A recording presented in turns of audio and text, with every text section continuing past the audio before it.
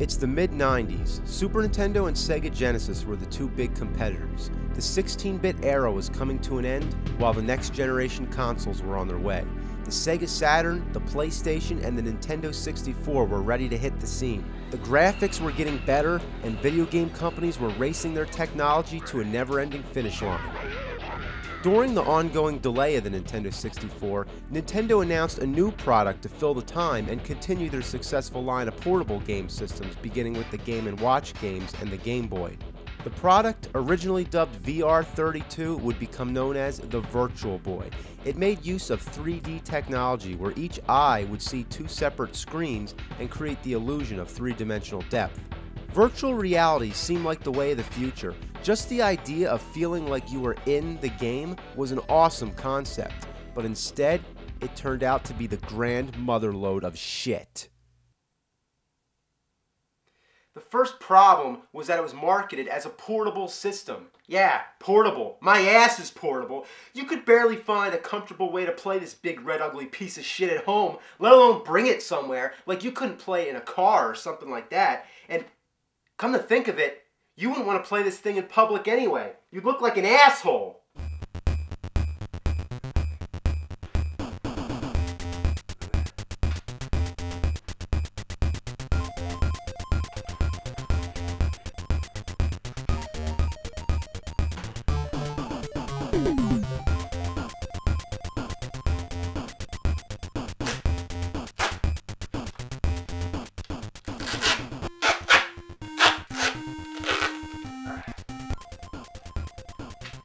Why isn't there a head strap? Let's think about this. This must be one of the worst designs for any invention in history. It's basically a pair of goggles on a stand. To me, that translates to a pair of eyeballs on legs. The controller's really weird too. It has two D-pads and the battery pack is attached to it. You can swap it with an AC adapter, but when you're playing on a table, it can come loose and shut off your game.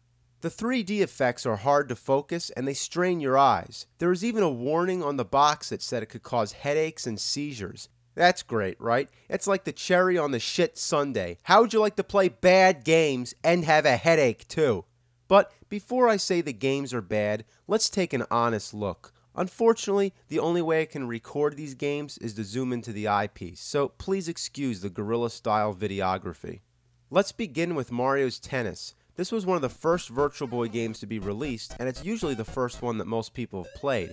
It starts out with Mario hitting a tennis ball right into your face. The 3D effect is actually pretty effective, but without experiencing the actual game, you can't see it.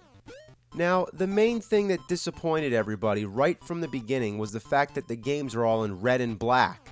Now, the original Game Boy was in black and white, or black and greenish yellow, whatever, but the Virtual Boy was supposed to be cutting edge, so it was fair to expect it to be in color. What a letdown.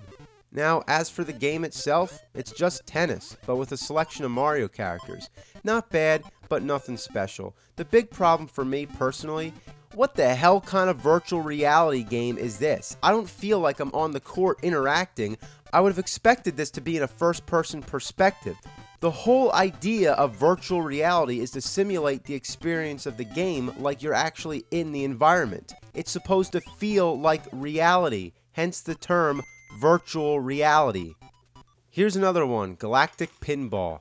Well, it's just a pinball game with a space theme. The 3D effects are pretty shallow on this one. Nothing ever really comes up in your face. To use the paddles, you hit the buttons on the bottom of the controller, which feels like using a real pinball machine, but you expect to be able to hit the button harder to hit the ball harder. So in the long run, it just makes you wish you were playing a real pinball machine instead, or anything other than this. I feel like I'm taking an eye exam. And speaking of that, my eyes are starting to hurt already. If you play this long enough and go blind, you can really become the pinball wizard. Okay, now we have Telero Boxer, kind of like Rock'em Sock'em Robots. And holy shit, it's a first-person perspective. This is a little more like virtual reality. The gameplay is pretty much the same as Punch-Out. You can punch to the face, punch to the body, hook, uppercut, duck, dodge, and you can make use of both D-pads, which individually control each arm, so you can block with one arm and punch with the other at the same time. It's not bad, and the 3D effects are cool, especially when your opponent knocks you out.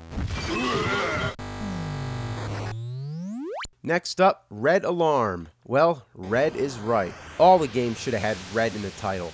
It's basically a flying game like Star Fox. Remember what the graphics looked like on Star Fox? Everything was a polygon, but imagine that in red and black without any rendered shapes whatsoever. Everything's just a wireframe. It looks like a game that hasn't been finished. Worst of all, it's disorienting. If only there was some kind of texture, you'd be able to see where the boundaries are. But without it, you're just flying around with a bunch of lines. Often I think I'm flying into an opening, but then I just find I'm butting against a wall. Look at this. Where am I supposed to go? One thing that's cool is that you can switch camera angles. I choose the POV because, after all, isn't this supposed to be virtual reality? Unfortunately, Red Alarm and Teleroboxer are the only two Virtual Boy games to have this feature. Next up is Wario Land. You take control of Wario with one basic goal: reach the end of each level. Along the way, you gotta find keys to open doors, collect treasures, and fight enemies. You stomp on them, throw them, or dash into them. There's also parts where you can leap into the background, obviously trying to cater to the 3D gimmick, but it's actually a good game.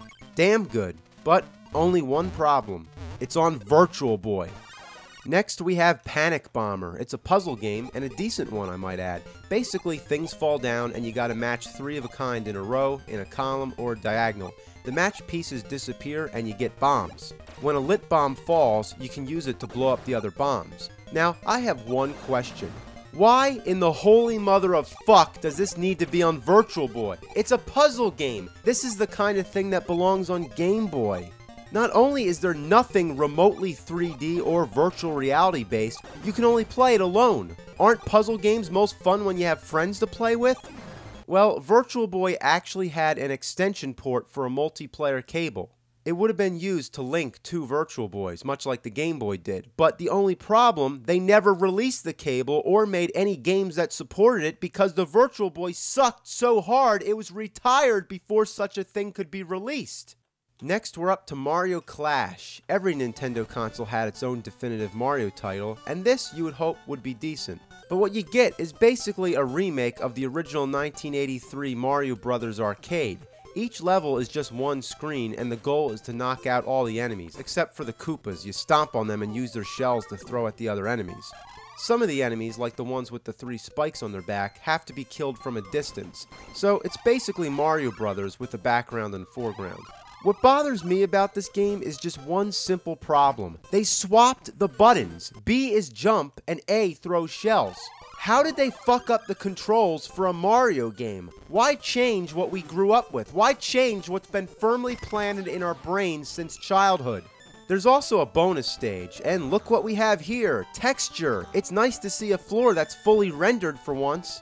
Overall, Mario Clash isn't bad, but it's repetitive, and it goes on for 99 levels, probably making it the longest Virtual Boy game.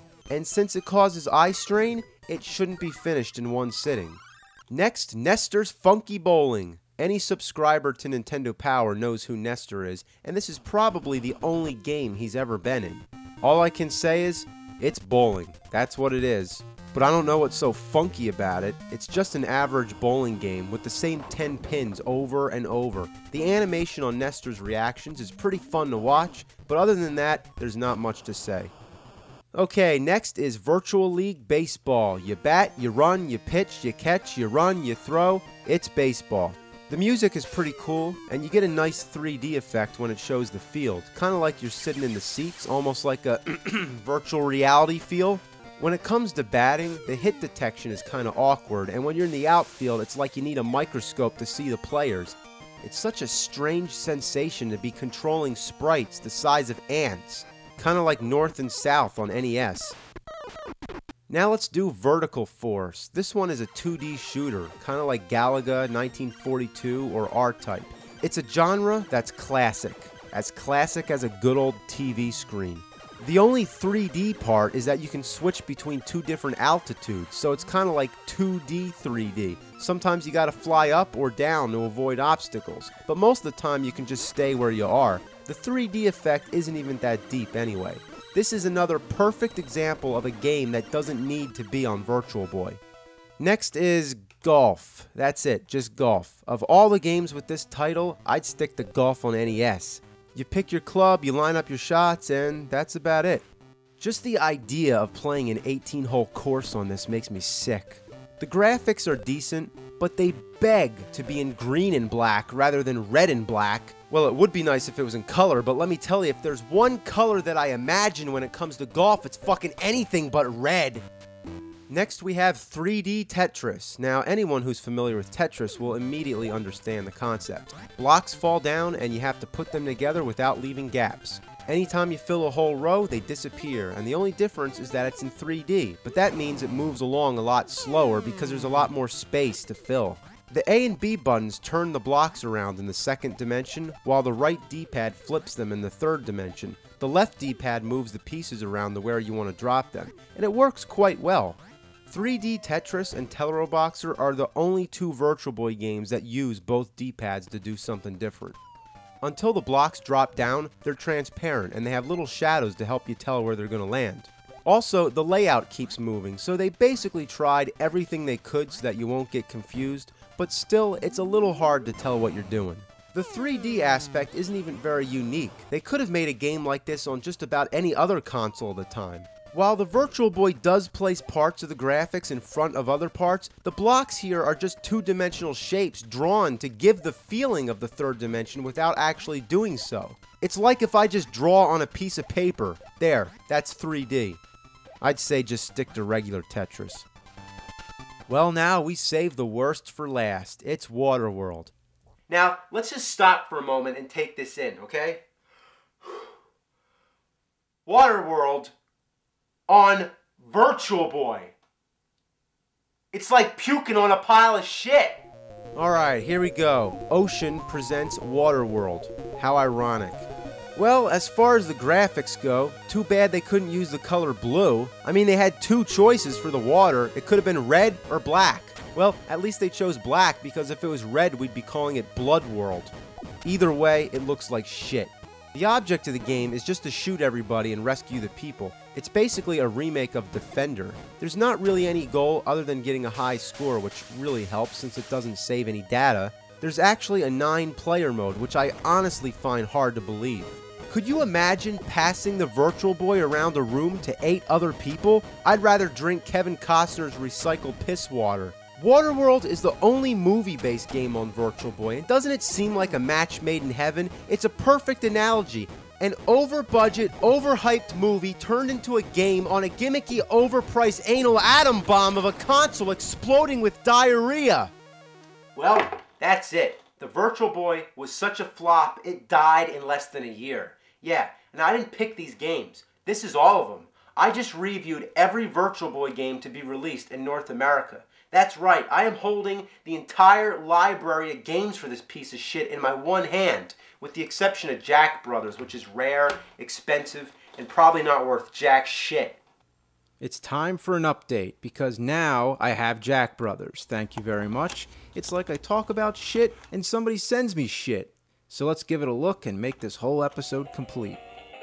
Jack Brothers, here we go. It's in Japanese, and since this game's story-based, I'm not going to be able to read any of the text. But the story doesn't concern us, we want to know how it plays. You get a choice of 3 characters who look like Halloween mascots. Jack Frost, Jack Lantern, and a skeleton named Jack the Ripper.